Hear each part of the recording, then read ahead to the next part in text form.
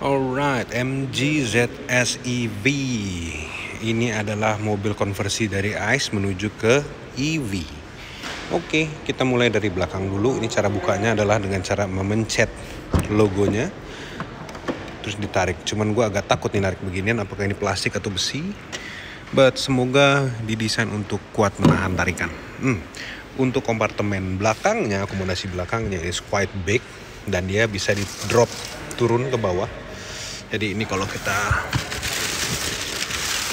pikirkan ya, ini adalah fasilitas yang lo terima nanti. Ada wall charger, ada karpet, dan sebagainya macamnya, ada V2L. Nah, dia bisa lo turunin menjadi lebih besar kompartemennya, drop down, and then semakin jadi besar. Oke, secara capacity mungkin ini cukup lebih besar daripada MG4 EV. Ya, mungkin 400 literan maybe ya. And sekali lagi MZ ZS EV tidak menggunakan electric tailgate. Dia masih menggunakan otot, jadi untuk nutupnya kita harus pakai otot. So ini identik dengan kawannya si MG4 EV. Secara tampilan mobil ini SUV, medium SUV yang sebenarnya cukup cakep ya. Dari depan itu kelihatan cakep. Oke, dia punya karakter MG yang identik dan warnanya juga menarik, walaupun gue tetap lebih suka yang sana. Tapi this one has a quite good color to it. Nah, sekarang kalau kita bicara akomodasi supir dan interior yang dimiliki oleh ZS. Sekali lagi ya, gue adalah orang yang cukup tinggi, 183 cm. Kalau kita duduk di sini, maka hal pertama yang menjadi perhatian adalah ini. Yes. Dia punya sebuah panoramic sunroof yang cukup lebar, jadi ini menjadi nilai jual yang sangat prominent di mobil ini. Pasti yang dijual banget ya. Nih. Kalau naik mobil ini punya panoramic sunroof. Oke. But ada yang suka, ada yang tidak terlalu suka.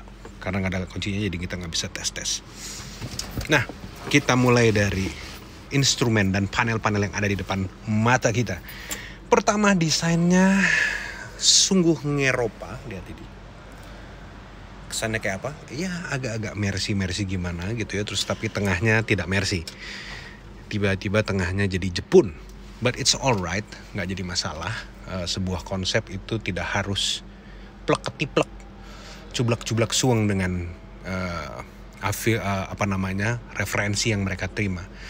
So it's quite nice, blending dengan baik. Untuk head unitnya ada di tengah seperti ini, di bawah posisinya. Biasanya yang modern itu ada di atas, tapi sekarang dia taruh di tengah sini, di bawahnya AC, which is no problem. Karena aksesnya ya, kalau kita bicara tentang ergonomi, tangan di sini turun ke bawah, it's masih dalam kondisi reach, dalam jangkauan ya semuanya ya. Setir, pencet panel head unit, panel yang ini, ambil handphone agak maju dikit, but semuanya dalam kondisi dan jangkauan tangan yang sangat terukur. Semuanya terukur. Oke, mau goyang-goyang ke sana juga terukur. Oke. Nah, ini untuk center konsolnya sangat baik. Masih ada pencetan-pencetan, terus juga di sini ada lighter bohong dummy, tidak bisa, dia jadi colokan listrik aja, dan USB.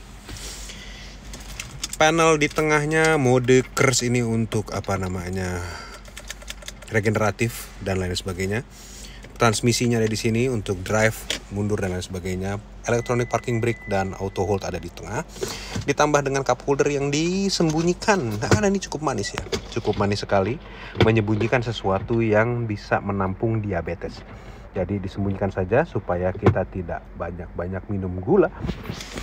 Di tengah ada kompartemen yang imut sekali, tapi ya secukupnya saja. Ini ada AC-nya nggak? Tidak bisa. Tidak ada AC. Sementara glove box yang di sebelah kiri ini dalam, tetapi space-nya lebih kecil. Oh, sentuhan apa ini? sentuhan karbon yang manis dengan soft touch, good. Ini juga soft touch, good. So kalau kita tutup mobilnya, apakah kita bisa mendengar tetangga bergosip di luar? Tidak. Kekedapannya luar biasa. Kita cukup impress dengan MG, dengan kekedapan kabinnya. Dan gua rasa itu semua pengaruh dari pengalaman yang cukup lama. Mungkin udah 100 tahunan ya. Dari tahun 27-an, sekarang hampir 100 tahun. So pengalamannya sudah luar biasa. Setirnya juga tilt aja, tidak teleskop. So it's normal. Instrumen tengahnya atau driver informasi instrumen yang ada di tengah, gua rasa ini digital karena tidak ada gambar-gambarnya. Jadi dia digital dan dia bisa menginformasikan apapun yang berhubungan dengan drive condition kita. ADAS dan lain sebagainya ada, tapi gue nggak tahu semewah apa ADAS-nya. Apakah referensi yang gue pengen seperti traffic jam assist ada di dia. Tapi kalau untuk mobil ini pasti yang diincer adalah prestige karena kepemilikan dari panoramic sunroof. Ya, untuk desainnya warna hitam sangat elegan. Tetap dia punya sentuhan sporty karena ada karbonnya. Kita lihat dulu untuk headrest sebelah kanannya apakah tolol atau tidak. Apakah dia big man friendly? Tangan, setir, kalau misalnya gue pengen turun santai. Oke. This good. Pas ergonomi, tidak terlalu ke bawah. Jadi tangan gue atau shoulder gue nggak terlalu turun ke bawah. So it's pas di sini. Kalau gue mau taruh di sini juga oke tangannya. Mau pegang, ini sangat lebih bagus lagi karena untuk jendelanya bener-bener precise di tangan. See? Pas banget, jadi nggak terus begini ya, nggak terlalu nekuk. Ini bener-bener bagus sekali. Jadi ini untuk orang-orang tinggi oke. Dibalut warna kulit hitam ini dengan sedikit aksen karbon. Iya memang dia bertujuan kepada kaula muda. Terus kita cek ini. Ini sama dengan EV 4EV. And then apakah dia pas? Tidak bisa ditarik, jadi di sini masih ada space kalau ada sinar matahari dari sini. Mata kita yang tinggi-tinggi karena duduknya ke belakang cukup bisa membutakan. Tetapi sekali lagi itu hanya kondisi-kondisi tertentu yang dimiliki oleh orang-orang tinggi saja. Untuk orang-orang normal mungkin selamat lah. Yuk kita lihat ke belakang, apakah belakang ini mengakomodir space untuk orang besar. Oke. Depan adalah size-nya gue 183, belakangnya berarti ini sudah bentuk belakang. Kita lihat apakah orang tinggi seperti gue bisa duduk di belakangnya. Bisa tapi ngangkeng. Tetapi jauh lebih besar dari MG4 EV. So orang besar di depan, orang besar di belakang masih bisa mengakomodir walaupun tidak terlalu ya sedih. Di belakang punya fasilitas AC 2 arah, ya, kisi-kisi AC 2 arah. Jadi it's good. Ada colokan listrik dan ada kantong untuk menyimpan pintu kemana saja. Jadi semuanya aman. Menikmati fasilitas panoramic sunroof dari belakang adalah sesuatu kemewahan yang bisa dimiliki oleh mobil ini. Jadi orang di belakang tetap bisa menikmati panoramic sunroof. Kalau yang di lainnya kayak di MG4 EV tidak ada panoramic sunroof atau sunroof sekalipun, dan di Omoda i5 hanya ada sunroof kecil di depan dan orang di belakang tidak bisa menikmatinya kalau duduknya di belakang gitu ya. Bahasa desain belakang tidak terlalu berbeda jauh dari yang di depan. Balutan-balutan hitam dengan ornamen karbon menjadi pilihan yang sangat menarik untuk dimiliki. Nah, nice. Stitching merahnya juga cakep ya. Stitching merahnya cakep banget. Nah, kita majuin lagi supaya nggak usah dimajuin deh, biar nggak pusing.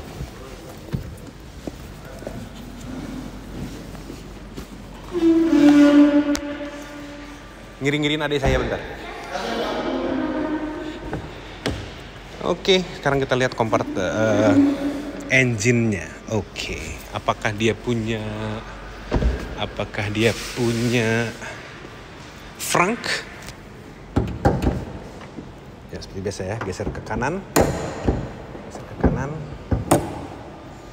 Lalu tahan pakai kepala.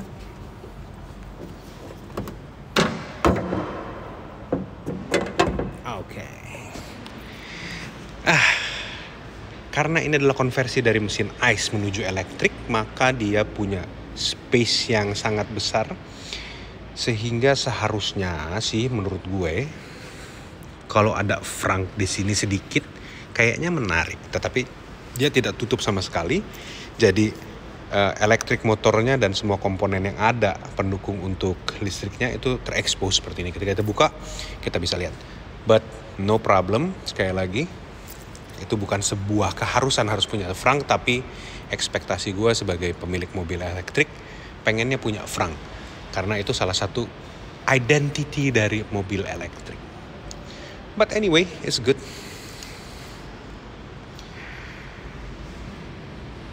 Charging port. So gue gak akan bahas tentang kapasitas mesinnya, kemampuan mesinnya dan lain sebagainya. Gue hanya bicara tentang akomodasi dan bicara tentang what I feel about this car. Karena untuk bicara tentang kemampuan mesin listrik, gue rasa kita sudah sama-sama tahu efisiensi yang dimiliki oleh mobil listrik itu sudah terbukti jauh lebih efisien dan pasti punya torsi yang jauh lebih enak ketimbang mobil ice. Apapun itu alasannya. Yuk kita tutup lagi.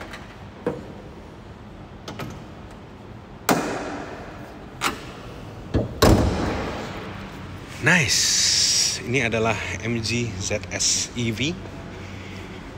Kalau ngelihat dari komposisi sampingnya, dia kelihatan nggak terlalu besar, tapi juga sangat proporsional. Bannya nggak terlalu kecil, bodinya sangat estetik, and then dia punya guratan-guratan desain yang menonjolkan bahwa mobil ini mobil elegan. Jadi, gua rasa untuk memiliki mobil ini bukan suatu alasan yang berat.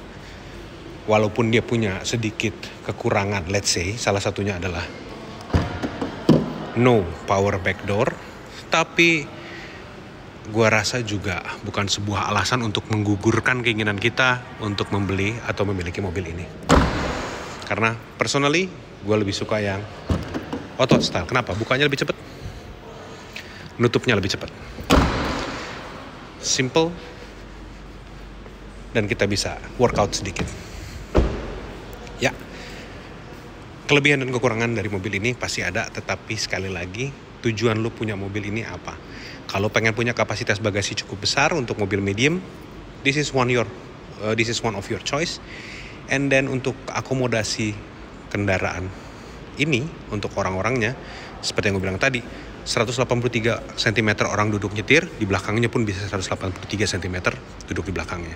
So it's lebih besar daripada 4EV, but sekali lagi, apa yang ada di dia mungkin gak ada di dia, apa yang ada di dia mungkin gak ada di dia. So pilihlah dengan bijak apa yang ingin Anda miliki untuk mobil Anda. Oke, dari Babang itu aja. Semoga membantu. Babang review yang review secara asal-asalan. I love you, but I lie.